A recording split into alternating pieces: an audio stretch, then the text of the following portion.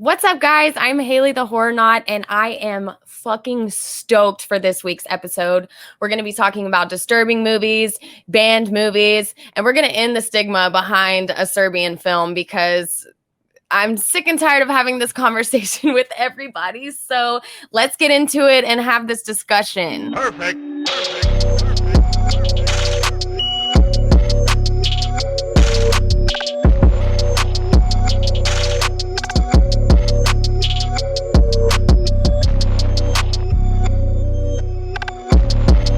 I swear I'm not being an asshole, but for real, every time I get into a conversation with someone about horror movies, they always ask me, bro, have you seen a fucking Serbian film?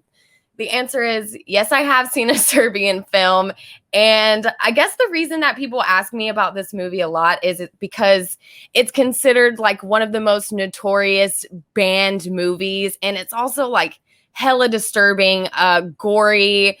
It's basically about this porn star who gets wrapped up in some snuff filming. You know, everyone's heard about this movie. But what I can't stand when I get in this conversation with people is that, for one, people think that a Serbian film was just meant to be some disgusting snuff extravaganza. I'm not really sure when the actual purpose of this movie, back in when this was filmed, I think it was 2010. There was a lot of censorship happening in Serbia. A lot of the films, you couldn't put anything in it, especially with horror. And the director was sick and tired of that and wanted to add, his own light on Serbian films and movies. And he even said himself, a Serbian film is arguably one of the most conspicuous films to emerge from Serbia. The country has produced fewer than 20 films that could be generically described as horror. This area is under-researched with only a handful of scholars publishing on the subject. Outlining the development of horror genre in Serbia facilitates an exploration of the socio-political context to which the film was produced. It is essential to establish this framework before analyzing the UK's critical discourse, as it is impossible to understand the film without such a background.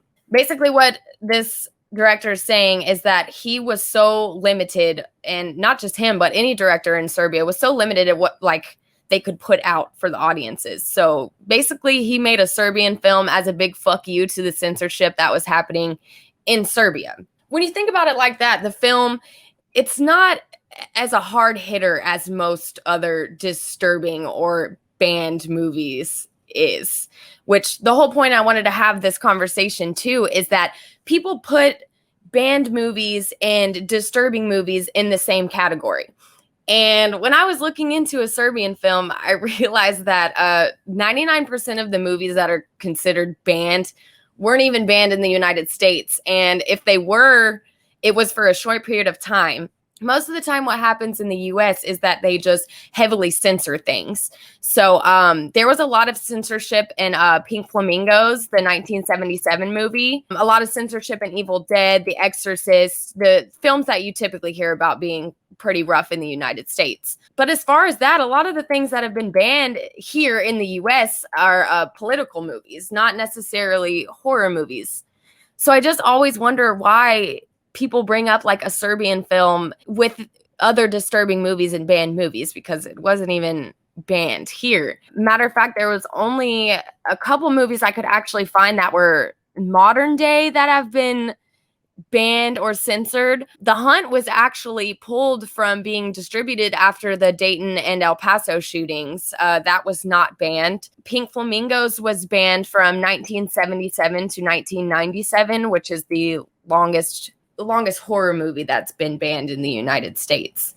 But moving along from that, the conversation with banned movies just gets really old. I just always get asked about things like Salo and a Serbian film, the Guinea Pig series. I love disturbing movies. That's really how I started getting involved in loving horror. And I just hate that the idea of disturbing movies is so not necessarily watered down, but just gets looked at wrong because of movies like a Serbian film that are basically just gore porn. There's plenty of other movies that are just as fantastic, like Antichrist, Angst, I Spit on Your Grave, Martyrs, I Saw the Devil, The Girl Next Door, Raw, Faces of Death. These are all movies that have the disturbing quality, but in my opinion, have more of a backstory and a sort of message that sticks with you without completely relying on gore and sex to disturb someone. Funny Games is a perfect example of this. It's a home invasion movie that you could compare it to The Strangers in a sense, but the movie is so gripping and just makes you sick to your stomach because you are so involved in what this family's going through. And to me, that's what makes a disturbing movie. Like, not, you can't just label things disturbing and banned without really knowing like what's going on. For example, Antichrist is a movie with Willem Dafoe in it. There is some gore, not much. But again, it's just another story that I literally can think about every single thing that happened in that movie, especially the scissors, like to this day. And, you know, that's what I think makes these movies better and different than the label that everyone gives them, just being disturbing and gross. Like, there is so much more to these movies. I mean, I understand why people think that these movies are like fucking crazy and ask me about it and want me to tell them about all the crazy gore I saw.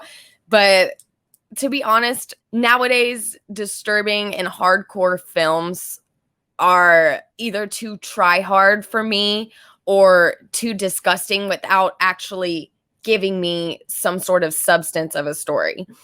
But like I said, I am such a fucking huge disturbing movie fan. I'm always searching for that. And I think that there's so many good movies that can be classified as disturbing without ever being on the verge of being banned or being censored or anything of the sort. Midsommar and Hereditary are two perfect examples of this. I think those movies are disgusting in a tasteful way, and that's what makes something disturbing. Okay, so moving on from that, I asked my Instagram followers to shoot me some what they think is the most disturbing scene they've ever seen in a horror movie, or like any disturbing characters or anything like that, because my theory is that actual horror viewers, what their idea of a disturbing scene is not going to be in a movie that's actually banned or just like labeled disturbing. So I went and I asked my followers, what is the most standout disturbing scene that you can think of that you've seen? And I got some really good answers from everybody, and I am super stoked to share with you guys. So I got the baby pass around scene in Mother, which I completely agree with. And that's also another good example of a disturbing movie. Mother, it really stuck with me. Midsommar, when they find the missing guy in the barn and his ribs are displayed open. I love that scene. I actually thought it was really beautiful. And the fact that the lungs still moved was really disturbing. So I completely agree with that. Hannibal feeding a dude his own brains is pretty gnarly. I haven't seen Hannibal in a minute. And last, the house that Jack built out of dead bodies. Man, that's a lot. Yes, that scene is very disturbing. That movie is disturbing altogether. All the old ladies helping that guy impregnate the chick at the end of Midsommar. The ending of The Fourth Kind, when you hear the entity speak in Sumerian, it gives me the chills. Jack beating his face in with a mallet from The Shining book. I totally agree with the book was more disturbing than the movie, in my opinion. Even though people think the movie's extra disturbing, a lot of people haven't even read the book. But totally agree with that. Green Inferno, the poop bucket scene. I'm not gonna lie, I fucking hated that movie. I hated it. It was so try hard and camp. And what's annoying is Eli Roth is like so inspired by Cannibal Holocaust. So when I went into the theaters and watched Green Inferno, I expected some like sick, nasty, like gritty movie, and it ended up being so stupid. But I agree, there was a lot of messed up scenes. That was a good one. I appreciate you, Alex. And then my sister said Casper the Ghost. she's 14. So, I mean, maybe that's the most disturbing thing she's seen. But yeah, I thought everyone's answers were super, super interesting. I love like knowing the scenes that people watch and they're just like, oh my God. Like, my mom told me to say My Bloody Valentine and the scene where the girl gets the curling iron ran up her vajayjay in a sleepaway camp too.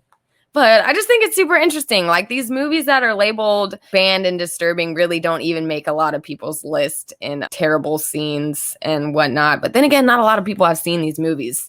And I get it because they're intense. But I also highly recommend searching and going through these disturbing movies because a lot of them have some great fucking stories. And hopefully y'all will be able to watch these movies and not have nightmares and, you know, maybe make it easier to watch other scary things.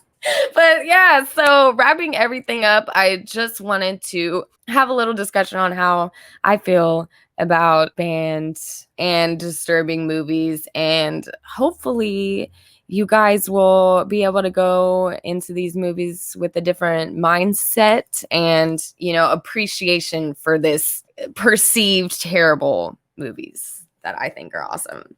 So all right, guys, I will see y'all next week on the Horrornaut. Make sure to subscribe to Project Nerd on YouTube and follow me on Instagram at the Horrornaut. I post things every day, games, movies. If you like horror, might as well follow the page. You're going to see something you like. And yeah, that's it for today. I will see you guys next week.